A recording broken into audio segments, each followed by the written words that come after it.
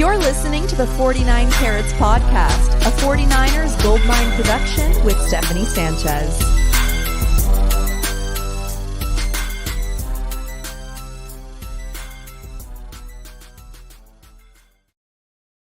What's going on, everyone? Welcome to another edition of the 49 Carats Podcast. I'm your host, Steph. It is May 22nd. OTAs, media pressers, they're in full swing. We have a loaded show for you today to break it all down. Joining me to talk about it is my Wacky Wednesday co-host. Back in the fold here, Coach Dezi. How you doing today, Dezi? What's up, guys? I have missed Wacky Wednesday so much. I apologize so much for missing the past couple of Wednesdays. But I'm here, and what better timing? OTAs in effect. You know, I think you were just trying to get away from like boring episodes where we had nothing to talk about. This was your way of just skipping through to OTAs. You couldn't wait, just like the rest of us. Don't tell too many people. Well, happy you're here, Dezi. We definitely missed you here on Wacky Wednesday. It's not as wacky like without you here. I'm not calling you wacky. I'm just saying like it just adds an extra layer of like silliness onto the show that we love here. I love it. You know what? I embrace it. It's okay. You can call me wacky. It's all right. It's all good. I mean, technically, you came up with the Wacky Wednesday name for our show, so it's only fitting, right? Yeah, I mean, we gotta have fun with this stuff, right? Like, I mean, we're on a high. I mean, I know we didn't get the ring last year, but I mean, we have had some tremendous seasons. So, I mean, these are the times where we've got to like embrace it, enjoy it, laugh, because we've been through some seasons, right? So, we may call it something different when. Whack ass Wednesdays might be what those days are called. We'll get, hopefully we don't see those anytime soon. Yeah, hopefully not. But before we get into OTAs, we finally got new job title announcements for a number of guys on the 49ers coaching staff. So just really quickly, let's run through those. Let's get that out of the way, because some of these we're actually kind of wondering about for a while. Nick Sorensen, Brandon Staley, we knew they had been hired. Well, Brandon Staley had been hired. Nick Sorensen had been promoted, but the 49ers on their website hadn't updated it in months. So we're kind of wondering what's going on. Well, now we know. Cameron Clemens, he's going to be the assistant offensive line coach, formerly with the Raiders. Clay Kubiak, he's going to be the offensive passing game specialist. Mick Lombardi, he's going to be a senior offensive assistant. Nick Sorensen, of course, defensive coordinator. Brandon Staley, official job title is assistant head coach / defense. I don't know what the / defense really means. That doesn't seem like a title to me, but we'll roll with it. And then KJ Wright, defensive quality control. So this is all, just kind of exciting. Just another, I guess, formality in the off season where we get, some promotions, some new hires and all that stuff. Right. So exciting. I love this. I love that. I love that they waited, right? Because I mean, bring people in, let everybody get settled. Let's figure out what this looks like before just boom, laying out labels and titles and all this stuff. Let's just see what this recipe looks like as it comes together. And I'm like you, I'm scratching my head a bit on why it says defense. If you're the assistant head coach, obviously you're overseeing both sides of the ball, but maybe that means that he's going to be calling the plays for defense initially or helping with that a little bit more than an assistant head coach would. I'm not quite sure, but I love this. I love that Kyle is finally going to have some weight off his shoulders coming into this. There's so much I'm excited about right now, but I won't get into all that. Just in terms of what you're laying out here, I'm excited. This is great. I appreciate your enthusiasm as we look to these job titles as well. But speaking of Brandon Staley, he had his first media availability as a member of the 49ers staff today. Long awaited, right? And I have to be honest, I don't know what I was expecting, but I was sort of disappointed with how anticlimactic it was. The 49ers didn't stream it live. And I get it. He's an assistant, right? So it was just all the some of the assistant coaches speaking today, but they didn't stream it live. The beat writers who were there barely even live tweeted it. And so it almost felt like it didn't even happen. Now the 49ers, like some hours later, did post it to their YouTube and I'm sure their site as well. But I don't know, like it was just kind of bizarre for a bit there. I was Was it expecting more. wacky? Well, it was a little wacky. I mean, maybe they're that's weird, or maybe I was just expecting too much. Maybe it may be. I mean, when we're in a lull and like we're finally like going to get some content that's coming through, and we're kind of hungry for it, a little thirsty for it. But right. I get that. But I also like you got to take what they're saying with a grain of salt. I mean, it's 2 days into OTAs, like they're really still like new people in the management roles. It's still kind of like, what do they really have to report on, right? Like, but and he's not the type of guy that's going to be rah rah, like, that's definitely not his personality. So I don't know. Maybe I'll start doing Brandon Staley voiceovers or breakdowns, or I'll start doing like what you do for Nick. We need some Brandon Staley content. Yeah, we need more of that. I'll work on that. I think you're right. Like, I think maybe I was expecting a little too much because on the other hand, you think back to Anthony Lynn, who was formerly the 49ers assistant head coach. We never even saw him, like, or like heard from him rarely. And even if we did, it was very like low key, under the radar. Like if you weren't paying attention, you probably didn't ever notice. So it's the same thing with Brandon Staley, which I'm sure the 49ers like it that way. And I don't know. But anyway, I did see the presser that the 49ers did post on YouTube. And I think for me, Desi, like the thing that I'm most curious about, and it seems like everyone is curious about this because Kyle has been asked about it. I'm sure John Lynch has been asked about it. Nick Sorensen has been asked about it. Is what does he do here? Like that's been the main question. And we did actually finally get the answer from the man himself. So I will share that here. If I could just find the clip. Here we go. But I think, I'm going to be here for, Kyle and John, where they need me to be. I think it'll be kind of a combination of, all my roles in the NFL. But I'm going to be working, primarily on defense. And but I'll be with, a lot of the different position groups, mostly in the secondary. And then working with Kyle, closely on a lot of other things. All right. So, and again, I don't know what I was expecting because literally everyone who has been asked about this has pretty much said the same thing. But I guess like hearing it from him himself, like it did just add another layer of, okay, like this is what you're going to be doing. So yeah, it seems like he is going to help Kyle with some overarching things, but for the most part, his focus will be on defense, which probably explains the / defense in his job title because it'll be his main focus besides just being the assistant head coach. Yeah, I mean, maybe he's the one that's going to help teach the team about overtime rules. Someone has to do it. I mean, did they have... We're not going to open that scab, but I'm just saying, like, too much talk about the Super Bowl already in this episode.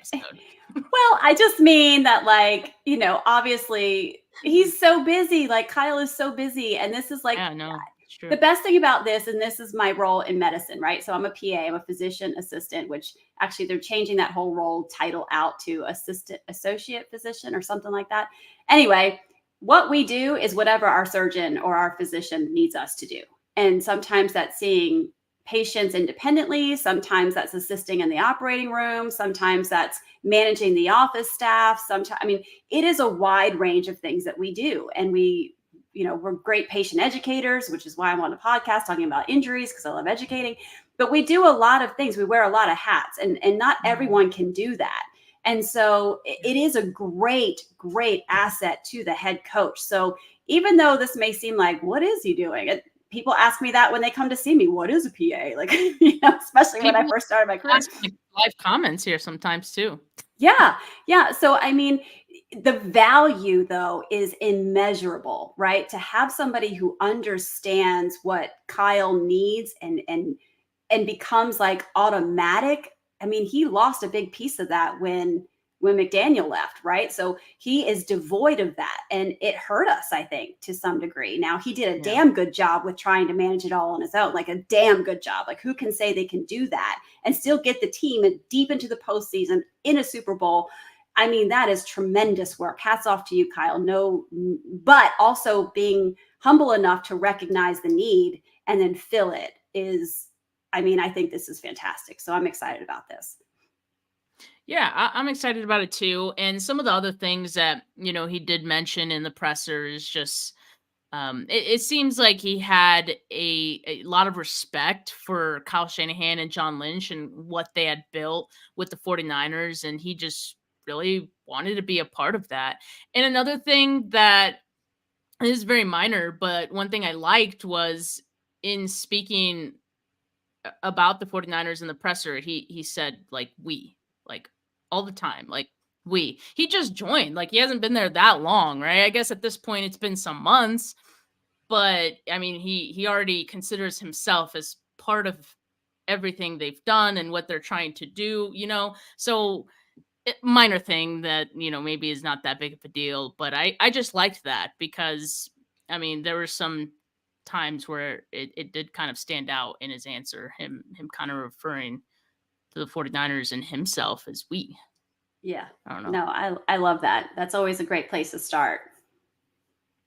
Well, Kyle Shanahan also elaborated on the dynamic between Nick Sorensen and Brandon Staley. Again, like, poor guy is having to repeat himself a couple times about this. Like, he's always getting asked about it. I don't know when exactly it will stop. Maybe like when the season starts, but I just have a short clip here of what he had to say.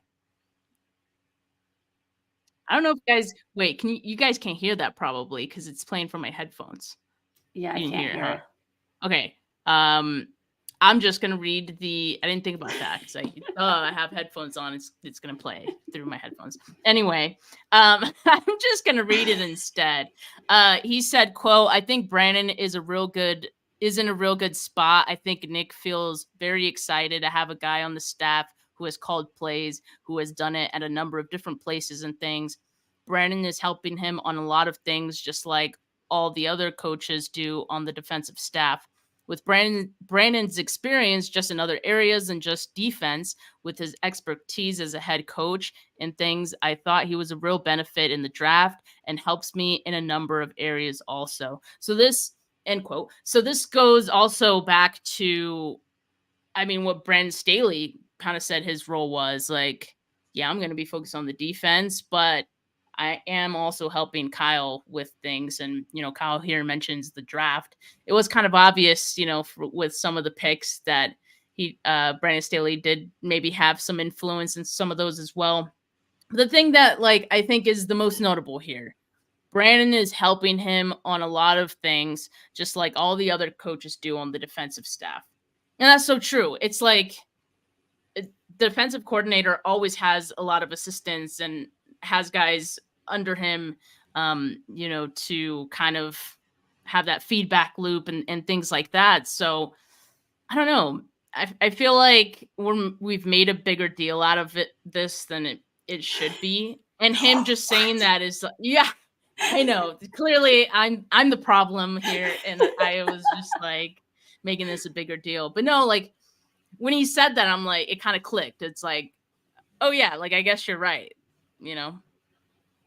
It's because it's Brandon Staley, right? It's because he has gone out and gone up to head coach, become the head coach of a franchise. Like, that's why, right? Like, I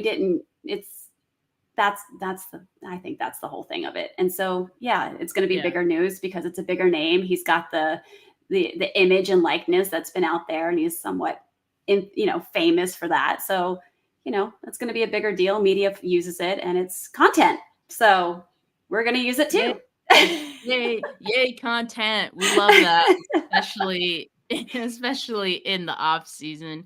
But we did also get a chance to hear from some players about Just a number of different things. They had media availability on Tuesday. So Jair Brown, Nick Bosa shared a couple thoughts on Nick Sorensen that I wanted to share here as well. Jair Brown said, quote, he knows the game in and out, real good players coach, can relate to the players, has been a player before, knows what it feels like, has been in our shoes, great leader. He's going to be great for us, end quote. And then Nick Bosa said, quote, he's a good leader. He knows this scheme really well, which is good. I think he's going to bring something similar to what we had with D'Amico, end quote. I sense a theme with both of these quotes, and it makes me feel good. I mean, seeing both of these, like it instills a little bit of confidence now with Nick Sorensen, because you see what respect these players have for him. Yeah, I mean, I agree. This is the sexiest thing I think Nick Bosa has ever said. Similar to what we had with D'Amico, like that is just sexy. I mean, let's do it. More of that. More of that, please. Yes. Check those boxes. But I mean, I'm thrilled Nick is even there at OTAs right now. Like, I'm just so incredibly grateful that he's there. I'm glad that, with Eric Armstead being here in Jacksonville now, and this is a great opportunity for Nick to step up. And I just think this is fantastic. So I think, let's do this. Nick Sorensen, let's go. Yeah, it's definitely exciting. Both of them, mentioned him as a good or great leader. And then, of course, that part of Nick Bosa saying it's going to be similar to what they did with D'Amico. That would get any 49er fan excited. So, yes, more of that, please. But yeah, I mean, we were just talking about Nick Bosa, right? And so he is in the building, Sir Nicholas Bosa. And this is probably like the first time that he's been at OTAs, like, since coming into the league, I think. And he wasn't the only star player that was present. And we'll talk more about that in a bit. But it feels like him being there was a bigger deal than most, right? Yeah. Well, I think Brock Purdy mentioned that. So there was, he was interviewed and he's like, look, when you've got Nick Bosa coming around, breaking through, like that's a different vibe, when you're out there practicing. So definitely. Is that what you got here? There you go. Yeah, because it seemed like a big deal. Like all the players were asked about, well, not all the players, but like Brock was asked about it, Kyle was asked about it, and of course they had great things to say about him being there, because just the presence of a player like him at such a stage like OTAs, which is not like a critical stage, but for like, I think I would call OTAs a critical stage for like young players, new players on the team. So to have Nick Bosa there to lead by example, to kind of show them the ropes a little bit, that's what makes it great. That's what makes it huge. And what Brock Purdy said, quote, if Bosa's taking this serious, then we all should. I mean, yeah. It definitely feels that way. And Nick also mentioned that, part of it was like Kyle Shanahan kind of laid out a list of reasons why like Nick should be there. And Nick was like, yeah, like I agree and I'll be there. So yeah, he definitely wants to show the new guys the ropes. There's a lot of new players on that defensive line. So I think it's exciting because that's kind of what's been lost. Certainly part of that was lost last season for him, dealing with his contract negotiations. He mentioned the year prior, he was like rehabbing. The year prior to that, it was the COVID year. So he hasn't really had this chance to really be part of OTAs.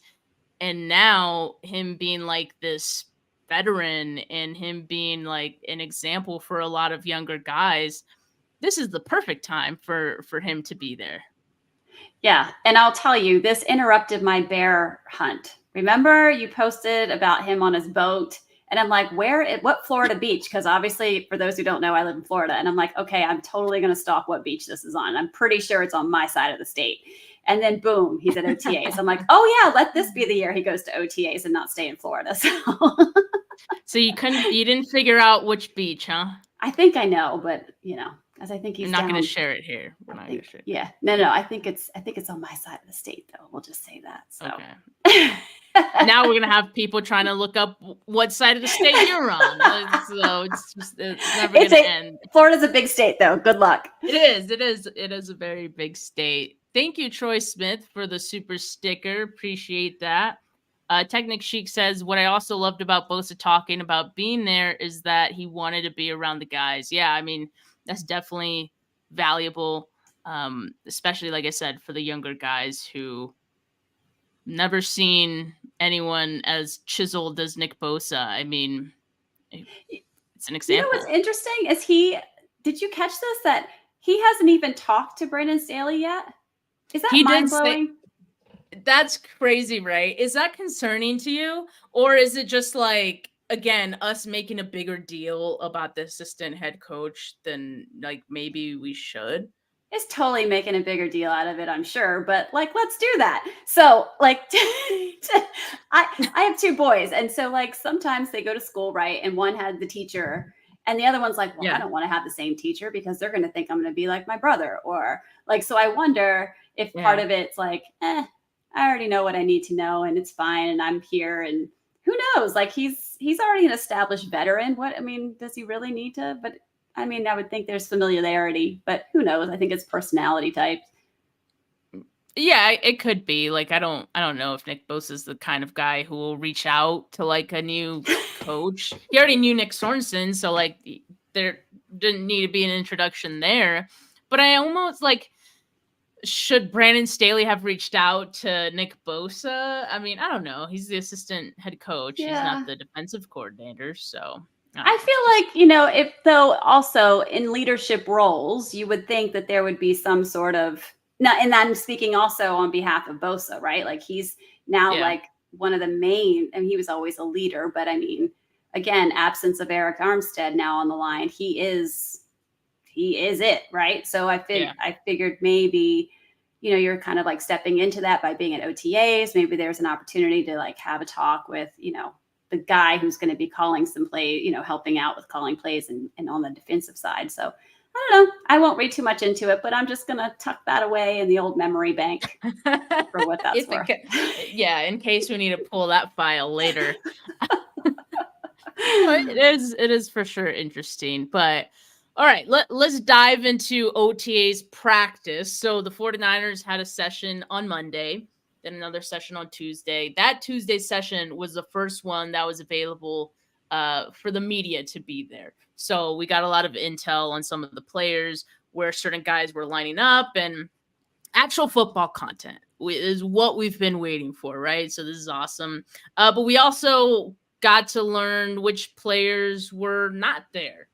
And this is why OTAs is important. It is voluntary. But like I mentioned earlier, this is important for bubble players, young players, guys who are kind of scratching and clawing for any opportunity they can get. And when you have, and Matt Barrows said, roughly half the team's usual starters weren't there. So when you have less guys than usual, that's your opportunity right there. And I know it's like OTAs, you don't do any contact stuff. It's a lot of 7-on-7 stuff, even some stuff without your helmet, so it's very limited, but it's anything you can do to like, I guess, impress a coach is probably a good opportunity for those guys. So that's kind of, it's a big time for relationships. That's where you build the brotherhood and build, get them to understand who you are as a human, as a player, as a teammate. So I do think it's important, but I do think for the veterans, like they're just still banged up. They just got done playing not too long ago. So, maybe that's taking a little extra time for them. Not sure. Even Bosa, who again, physical specimen, even he said he kind of took it easy after the season, a little longer than he usually does. He said he's not as young as he used to be. And so, even him. So sometimes guys just take it a little bit easier. But let's look at the list of guys who are or have been MIA, at least for that Tuesday session. right? So just going to rattle off the list of names here, and then we can circle back on some of these that we want to dive into a little bit deeper. So not present: Dre Greenlaw, Malik Collins, Charvarius Ward, Chris Conley, Chris Hubbard, Christian McCaffrey, Trent Williams, Jacob Cowing, Brennan Ayuk, Juwan Jennings. Players who were there but not participating: Talanoa Hufanga, Jake Brendel, George Kittle, Drake Jackson, Cam Latu, Fred Warner.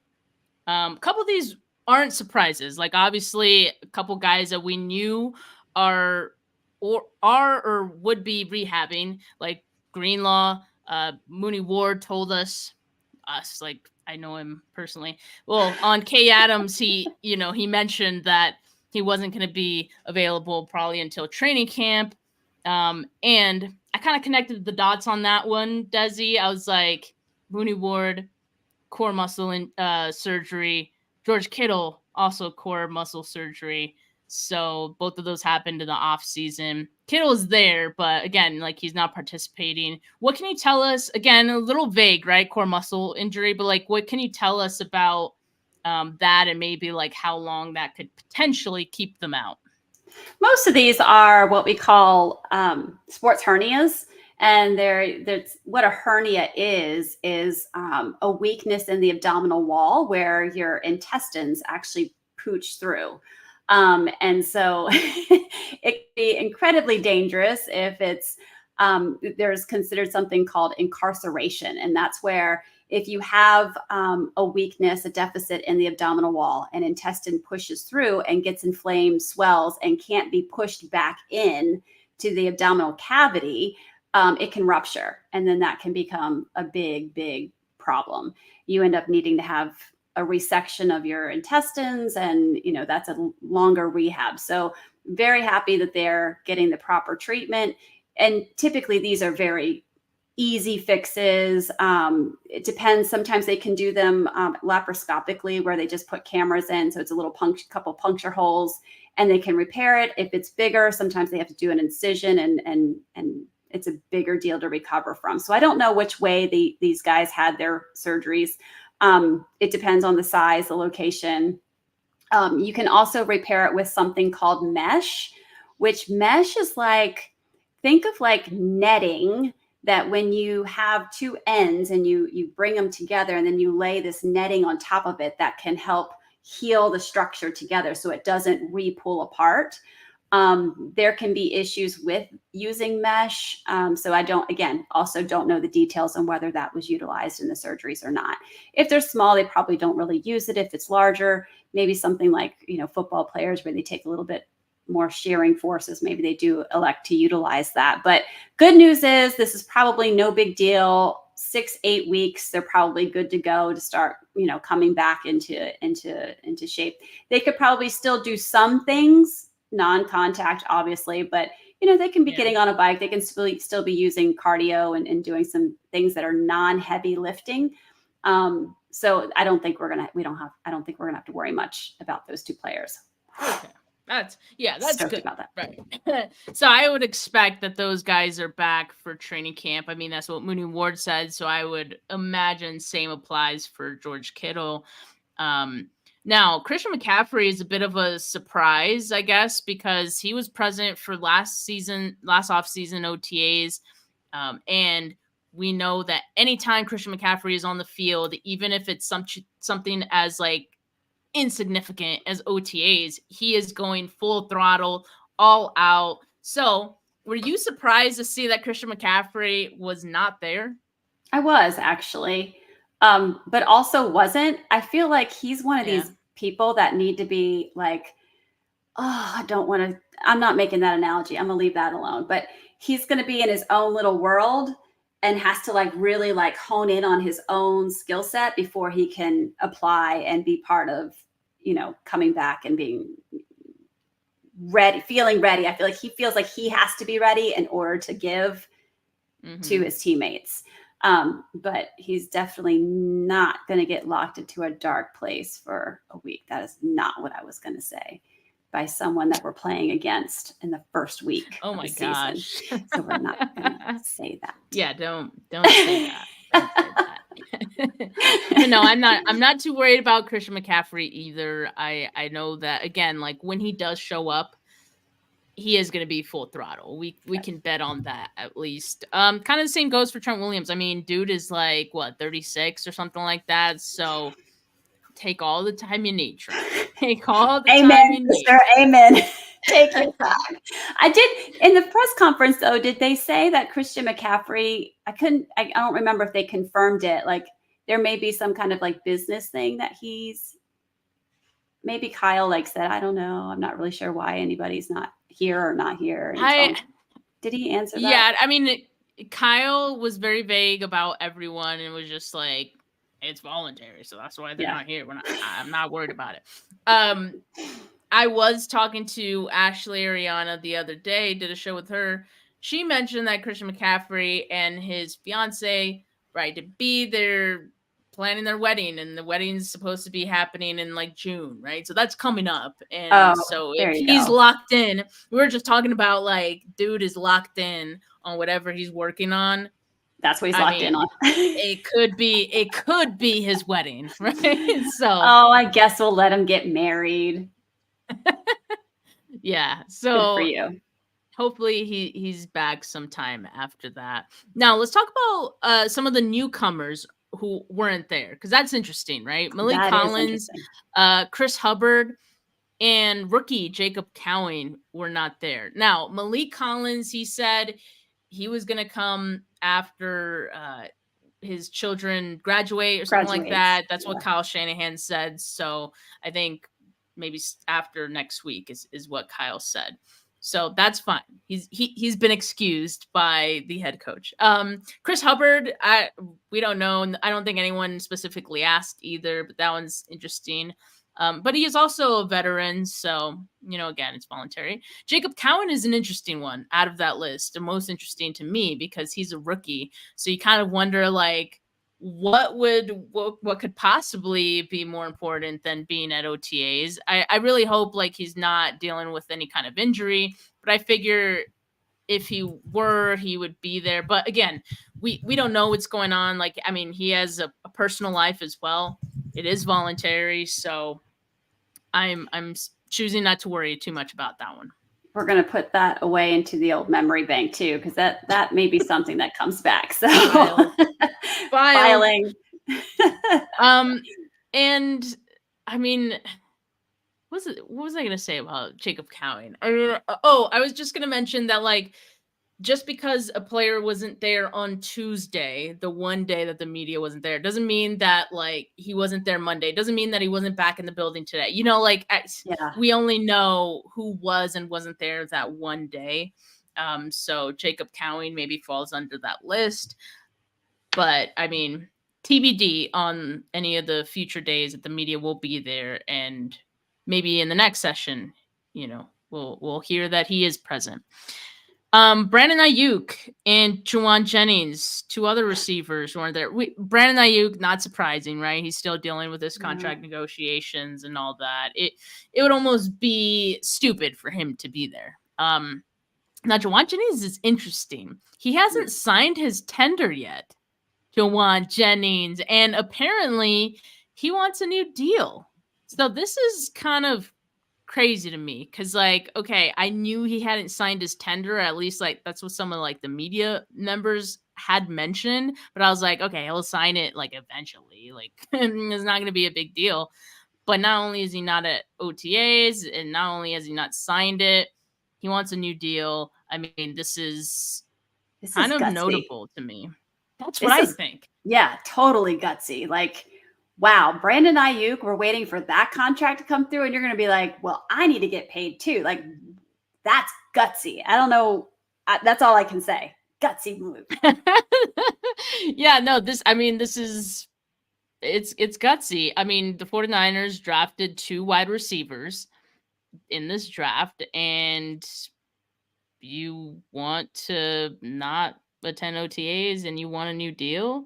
And the first he has no leverage. unfortunately. Because I did some digging into like, well, what happens if he doesn't sign his tender? Basically, like if he didn't, and let's just say hypothetically, he went the whole season without signing his tender. If the 49ers like, say no, we're not going to give you a new deal, then literally nothing happens. Like he would just forfeit the season basically. And it would, I think, put a stop to his like tenure in the NFL. Like I don't think he would accrue an additional season, so it would put a pause on that. And the 49ers could tender him the following year. So again, he literally has no leverage in this. So this is crazy. I don't know who his agent is, but this is pretty unprecedented. Yeah. I don't, this is either going to be brilliant or not, or very much not. And it sucks because I love me some JJ. Right. And then the same time as like Brandon Ayuk is obviously going through this, and like you think the team's gonna focus on getting you a new deal, like, bro, I don't know. That part. and you got Pretty Ricky coming out, like, come on now. I don't know. Yeah. And by all accounts, he's looking pretty solid out there. So we'll again, we'll come back to that for sure. Because I'm sure we'll need some updates on that one. But let's talk about some of the guys who are present but not participating. Huff, he was working on the side field. I love to hear that. That's great for him. As far as where you could speculate he's at in his rehab, just him being back on the field and doing side work, could we make any type of estimation of when he will be available or cleared, I should say? He's close. He's close. I mean, what are we, like 9 months out about? Yeah. Right? Yeah, because we're already in May. So I think we're somewhere around 9, maybe 10 months out. I mean, he is very close. If, I would think that any day, if maybe they're just waiting, hey, let's get through OTAs and then maybe they'll give the thumbs up. It always depends on where you are in the rehab process, but I would definitely think that he's almost there. Now, that's great on Hufanga. I love to hear that. Now, the next guy here, Jake Brendel, 49ers center, kind of a big deal on that offensive line for this offense for Kyle Shanahan. He's dealing with knee tendonitis. Now, what can you tell us about that? Because, okay, it was first reported that it was knee arthritis. But then I guess it was like corrected at some point that it's actually knee tendonitis. So what's the difference between the two? And what can you tell us about tendonitis and how that may impact Jake Brendel?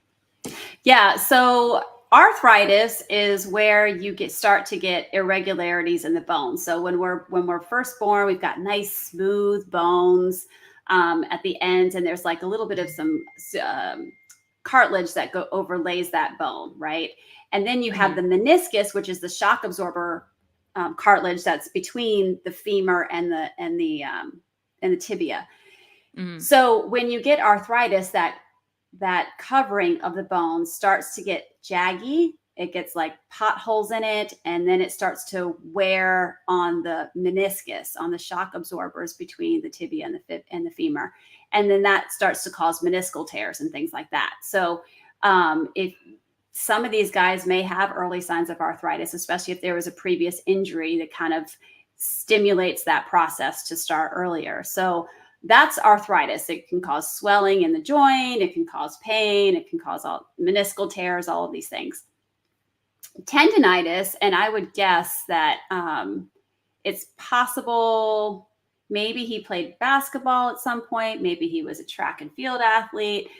He could have what's called jumper's knee, which is where you get some inflammation of the patellar tendon that connects from the kneecap down to the tibia, and that insertion on the tibia can get inflamed. So you can get inflammation of that. That's most commonly the tendinitis that you get in the knee is most commonly a patellar tendinitis. So that just depends on time and rehab. It's very different animal than arthritis.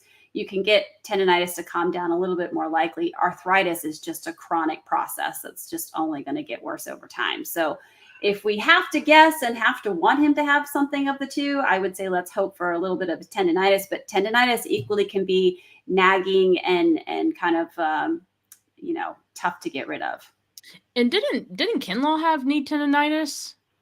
Kinlaw actually had arthritis. It was documented. I found that on the internet that he actually had arthritis in his knees, and he did have also tendonitis and was a basketball player. And I suspected that that's where that came from. So his knees were pretty rough. And so I had actually talked about him pretty extensively on Eric Crocker's show and talked about how it was rough, like, because he was like, well, do you think he'll ever overcome this? I'm like, it's really going to be hard to overcome it. He might get 1 or 2 really good seasons, and then that might be it. And I hated saying that. I hated myself for saying that because, that's a tough hand to be dealt. And who knows, people have different pain tolerances and things like that. But as you can see, he ended up getting, he's not on the team anymore. And that sucked because I think he had a pretty decent season. He did have one good season. So, but like you said, like that could have been the one. He might have one more if he's lucky. Like that's just being realistic. Like, I get it, that's unfortunate, but that's the reality of some of the injuries that these guys have. So Jake Brendel, knee tendonitis, he's 31 years old. So like, he is on the upper side of age, but he's also not that old, right? So him having this at 31, does that make him, I guess, at a higher risk for this, like being a lingering issue? Because this is the first, like, we've kind of heard of him having this, right?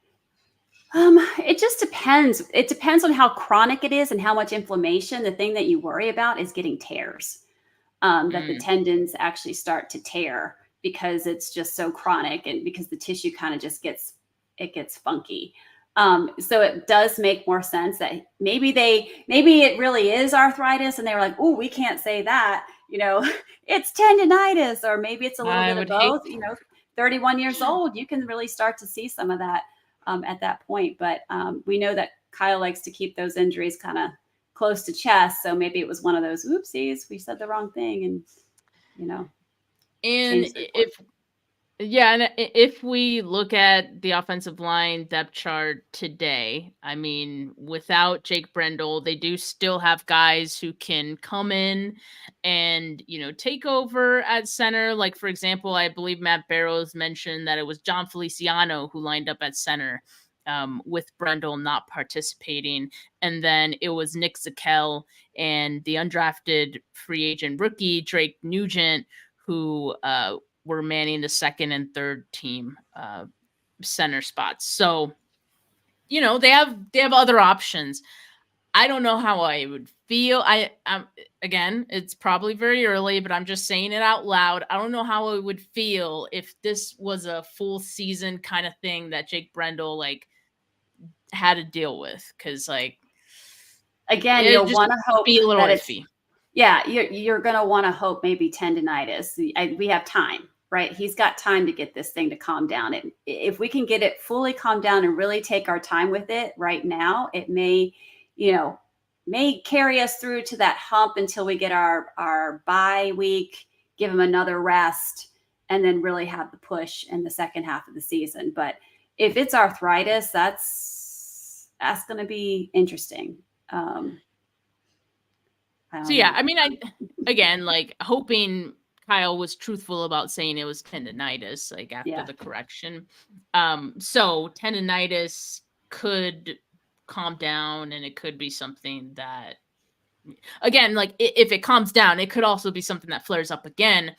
But maybe if they're trying to calm it down now, it's maybe realistic that if that happens, he can get back on the field and be just fine. Yeah, I mean, some good examples would be, we talked about Dre Greenlaw, right? He had Achilles tendonitis before the rupture, right? Even Eric Armstead had plantar fasciitis. Anytime you have itis at the end, it's inflammation. So these are all, inflammatory things that can be naggy and be problematic. But again, there is time. So we're at the end of May. We have into June, July, August. We have 3 months of being able to try to get this thing to calm down and be season ready. But, when in the press conference, they were talking about adding on that extra day. That kills these athletes. I mean, I hate even talking about that, because it's like they barely have enough time now to recover from one season to get to the next season. And now you want to extend it even more. Like, I am definitely not a fan of extending. And you mean if they added an additional week? Correct. Right. Correct. Yeah. No, I don't think players are a fan of that at all. I wasn't a fan of it when they added the extra weeks as they had already. So yeah. It's like if you add another, you better add a second bye week. Like, correct. That's the only way. Like, the CBA should fight for that. Like, if the NFL is adamant on like, no, we're doing this, like, they better fight for a second bye week. Absolutely. But yeah, we digress on that. That's a whole nother topic right there. One that could get pretty spicy. Okay, so Drake Jackson also not participating. That one's unknown. Like, we don't know the status of Drake Jackson. Of course, his season last year ended due to injury. He was on IR. We don't know if he's still dealing with something. I feel like I forgot what he had. Was it an ACL, or like, what was his injury again? Do you recall? In any case, whatever it was, I don't think he would have still been dealing with it unless he had some reaggravation, or unless like he's dealing with a new injury, or unless, I don't know, maybe just something else entirely. But he was there, just not participating. Yeah, it was a knee injury, and I think he subsequently had surgery for it. But I don't know that we know exactly what kind of injury it was. Like, was it a meniscus tear? Was it, something that was vague? Yeah, it was kind of vague. But he did have surgery. I can't remember. I think, was it in December? Or maybe January. Right. I don't somewhere. remember. Yeah. So, I mean, depending on what kind of surgery it was, he may not be fully ready to go. I would think that if it was just a simple meniscus injury, he would be back by now. But again, no details on that. So kind of similar with Cameron Latu, who was also present but not participating, per Matt Barrows. He also had a meniscus injury that ended his season pretty much early on. And it kind of felt like the 49ers like maybe wanted to redshirt him, at that point, like, so they just placed him on IR. But yeah, that one's an interesting one that I want to keep tabs on too, because it's kind of unknown right now whether he's dealing with an injury or not. It just seems kind of weird that a guy like Cam Latu, who needs all the reps he can get, who needs all of the opportunities to kind of make a case for himself to make this roster, isn't participating. But he was there, just not participating. So that may be even more of a head scratcher. Yeah. And that wasn't that that injury was a while ago also. For Latu, yeah. It was like in August of last year. Yeah. So he's almost a full year out. So this is perplexing. So what is happening on that? Yeah, I agree. This is file that one away too, because I'm not sure that we have. Yeah. So 49er media said it was a quad injury for Drake Jackson. Like what he has now, or what was? That's what the surgery was. Did they do surgery on that? I don't recall. I got really 49er media. Do you recall? Well, we'll let them type it in the comments. But yeah. So like surgery. Yeah. Okay. When was the surgery? So knee surgery in January. So he's dealt with both knee and quad. Well, it probably no. So quadriceps. It could have been I wonder. I got to look it up. I don't want to say if he ruptured the quad. Okay. So yeah, quadriceps tendon. So you can have a tear of the quad tendon, and that's, when your muscles on the front of your thigh come together and make a band of tissue that connects to the kneecap. That's your quad tendon, and that can rupture, and that is a horrendous injury. And that does take quite a bit of time. You have to be immobilized for a good portion of it to make sure that heals in, because you can't put too much pressure on it or you can re-tear it. So if that was it a partial tear, was it a full tear, was it even a quadriceps tendon tear, or was it a quadricep muscle tear? Like, lots of questions. I would think if they're saying knee, I would think it's a quadricep tendon tear, whether it was partial or full, I'm not sure. So that's going to be, that's going to take some time. I mean, that's kind of like in alignment with an ACL recovery. So that then would explain why he's still not participating. Correct. That's crazy, man. Because that's another guy that, he also needs all the opportunities he can get to, man, and coming off, an injury that's kept him out of action for a year, or close to a year. That's going to be tough. That's going to be tough. That's as tough as Drake Jackson. Yeah, that's as tough as Dre Greenlaw's injury. Man. All right. Well, that was a party pooper. just a little bit. But look, okay. So we talked about Ayuk and Jennings not being there.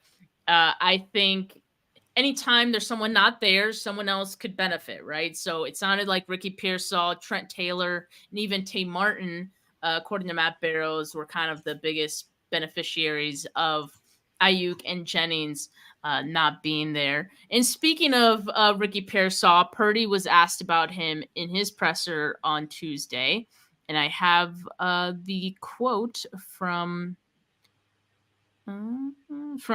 Brock right here. He said, quote, "He's done a good job coming in, learning the playbook, coming to work every day as a quarterback, and really the whole team. We always like young guys that can come in and they're willing to do the dirty work to learn and start from the ground up.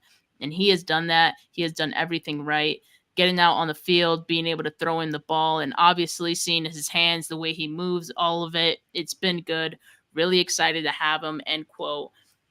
This is encouraging, right? And I know, like, we had heard that Ricky Pearsall and Brock Purdy were already like working out together, and Brock had a chance to, throw to him a few times even before OTA. So now they get to like kind of build on that a little bit.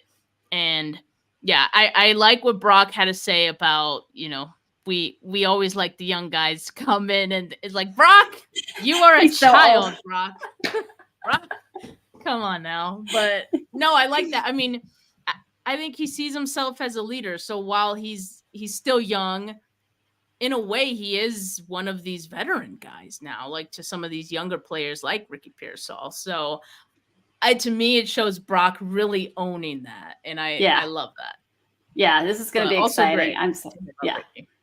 So think about this. We have now an off season where we've got Brock ready to roll and Nick Bosa. Like, this is great. Like, let's Super go. Bowl. Yes, I'm on the train now. Like, I've pulled myself from the pits of the wallows of sadness, and now I'm back. Like, let's do this. Let's go. I am ready to be hurt again. Let's go. Yeah, let's do it. But anyway, in talking about just some of the DBs, like we mentioned that Mooney Ward isn't there. So just seeing how that kind of happened, we had Lenore and Ambry Thomas as the top corners, according to Matt Barrows, with Mooney Ward out. And on nickel downs, it was Lenore who moved to the inside, and Isaac Yadam entered as the outside cornerback. So that'll be interesting. I think they're going to continue to kind of experiment with, things. I think they want to phase out Ambry Thomas, or at least I hope they do at some point. They got to upgrade there, right? So I'm looking forward to seeing what Ronaldo Green could do. Apparently, he was playing nickel with the second team unit. That is something that Nick Sorensen had mentioned. They want to get Ronaldo Green started up at playing nickel, which I'm completely on board with. I think he could do well there. And then Samuel Womack was also one of the second string corners, as well as Rocky Sin. So that's, if you guys were curious about how the DBs are looking so far, that's how it's been shaken out with Mooney Ward not there. So those, those are just little reports I do kind of get excited about. Like, all right, who's stepping up, who's gonna get more opportunities, because I just say we're real sickos and we want to know about these backups and all that. We love a good backup competition. Yes, we do. And thank God we don't have a quarterback one this year. But we also do know who to blame now if our secondary is not looking strong, now that we have the assistant head coach / defense. We know. Yeah, there's someone to point to now. But which is crazy because like we never pointed to like Anthony Lynn about anything that didn't look right with the offense. Nope. So like Mr. we're just Staley comes in with a name. Yeah, exactly. We're putting so much pressure, which is crazy though, because Anthony Lynn was also a former head coach, and he's also very well known around the league. So I don't know, but I do feel like there's a lot of pressure on Brandon Staley, and maybe he doesn't feel it, right? But I mean, like, just from fan perception wise, I think there's a lot of it's not as much pressure as the Chiefs PR team is having this offseason. Yeah. Sorry, I think I saw that out there somewhere. I may have stolen it from someone. It's fantastic. I mean, yeah, they're dealing with quite the, but I mean, it seems like they're supporting him in his right to free speech, which he does have. But supposed to know your audience, right? Like Yeah. a graduation commencement speech, like go somewhere else. Yeah. Go to your local dive bar and say those things for all I care. But I'll also say I have zero remembrance of any commencement speech, whether it was my high school or college or I think those students will remember that one. They're gonna file that in their memory bank. And yeah, 100%. Hopefully they don't want you to come back to that one too often. Oh, well, it's Wacky Wednesday. What else are we doing? It is Wacky Wednesday, and that is a great place to end today's show. Dezi, thank you so much for joining me today. Glad to have you back. It was fun, always is. Everyone who tuned in, appreciate you guys. Make sure you like this video if you haven't yet. Make sure you subscribe to the channel if you haven't yet. Not just mine, but Dezi's as well. Audio listeners, leave a rating, leave a review. Love it. But for now, have a good rest of your Wednesday, folks. Peace.